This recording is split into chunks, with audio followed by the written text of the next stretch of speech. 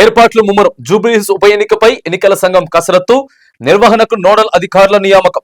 Polling స్టేషన్ల rationalization అభ్యంతరాలకు నేటితో గడువు పూర్తి. నియోజకవర్గంలో 88 కొత్త పోలింగ్ స్టేషన్లు ప్రతిపాదన. ఇక జూబ్లీహిల్స్ ఉప ఎన్నికకి రోజుకు ఒక అడుగు ముందు పడతా ఉన్నది. ఇటు రాజకీయ పార్టీలు కూడా ఎవరి ప్రయత్నాలలో వాళ్ళు ఉన్నారు, ఎవరి సర్వేలలో వాళ్ళు ఉన్నారు. ఇటు మీడియా ఛానల్స్ అన్ని కూడా సర్వే చేస్తా ఉన్నాయి.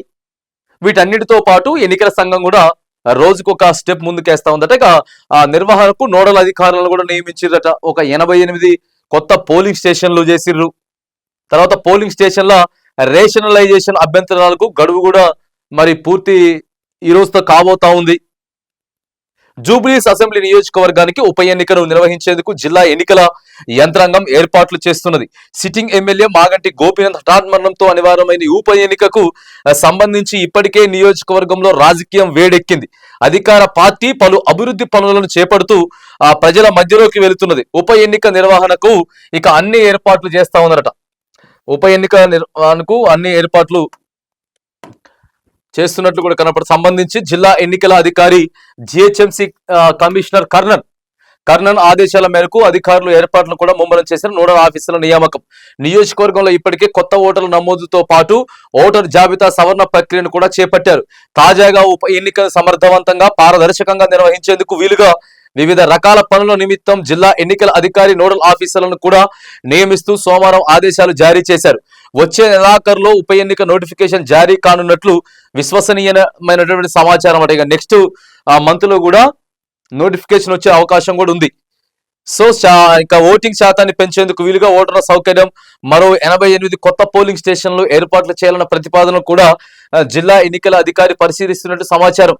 ఉప ఎన్నిక పోలింగ్ స్టేషన్ల రిజిస్ట్రేషన్ అభ్యంతరాలను ఇప్పటికే ఇక రాజకీయ పార్టీలతో ఎన్నికల అధికారి కూడా సమావేశం. 408 పోలింగ్ స్టేషన్లకు ప్రతిపాదన. జూబ్లీహిల్స్ అసెంబ్లీ నియోజకవర్గంలో ఇప్పటి వరకు 320 పోలింగ్ స్టేషన్లు ఉండగా వాటిని కలుపుకొని మొత్తం 408 ప్రతిపాదించినట్లు జిల్లా ఎన్నికల అధికారి సోమవారం వెల్లడించారు. గతంలో 132 లొకేషన్లలో పోలింగ్ స్టేషన్లు ఏర్పాటు చేయగా ప్రస్తుతం 139 లొకేషన్లు. సో ఇక మొత్తం కూడా సిద్ధమైతా ఉన్నారు. నోడల్ అధికారులు వీరే.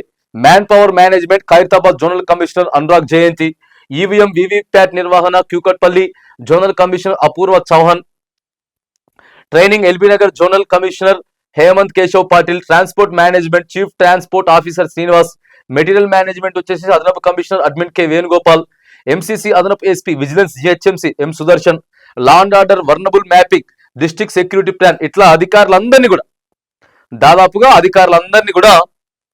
మరి సమాయత్తం అయితే చేస్తా ఉన్నారు. జనవరి 6 నుంచి ఆగస్టు 15 వరకు మొత్తం 19,237 ఓటర్ల నమోదు దరఖాస్తులు అందగా అందులో 3,767 తిరస్కరించబడ్డాయని, ఇంకా 16 పెండింగ్ లో ఉన్నాయని కమిషనర్ వివరించారు. ఫారం 6 ద్వారా వచ్చిన 5,426 దరఖాస్తులలో 1,478 తిరస్కరించబడ్డాయని చెప్పేసి కూడా కొత్త ఎన్ని వచ్చినాయి, ఎంతమంది అప్లై చేసుకున్నారు, ఎంత తిరస్కరించారు అనేటటువంటి ఇది కూడా చేస్తా ఉన్నారు. కాబట్టి ఇక మాక్సిమం నెక్స్ట్ మంత్ లో నోటిఫికేషన్ వచ్చే అవకాశం అయితే ఉంది. మరి ప్రధాన పార్టీలు అన్నింటినీ కూడా మేమంటే మేమే అని చెప్పేసి మరి అక్కడ తలబడతా ఉన్నాయి. ఈసారి జూబ్లీహిల్స్ ఓటర్లు ఎలాంటి తీర్పు ఇవ్వబోతా ఉంది అనేది చాలా ఆసక్తికరంగా మారబోతా ఉంది. ఎందుకంటే జూబ్లీహిల్స్ ఎన్నిక ప్రభావం కూడా రాబోయేటటువంటి జిహెచ్ఎంసీ ఎన్నికలలో, ఎందుకంటే మనకు 6 నెలల నుంచి 8 నెలల లోపు జిహెచ్ఎంసీ ఎన్నికలు జరగాలి. సో ఇట్లా ఇదే జూబ్లీహిల్స్ కి సంబంధించినటువంటి విషయం కూడా రాబోయేటటువంటి మరి సర్పంచ్ ఎన్నికల దాకా కూడా పాకే అవకాశం ఉంటది. ఇంకా ప్రధానంగా ఇంకోటి ఏం చెప్తా ఉందంటే ఈ నోటిఫికేషన్ వచ్చే లోపే ఈ 10 మంది ఎమ్మెల్యేలకి సంబంధించినటువంటి పార్టీ మారిన ఎమ్మెల్యేలు కూడా మరి అది కూడా ఏదో ఒక నిర్ణయం రాబోతా ఉంది. ఎందుకంటే ఇప్పటికే స్పీకర్ నోటీసులు పంపిస్తా ఉన్నారు.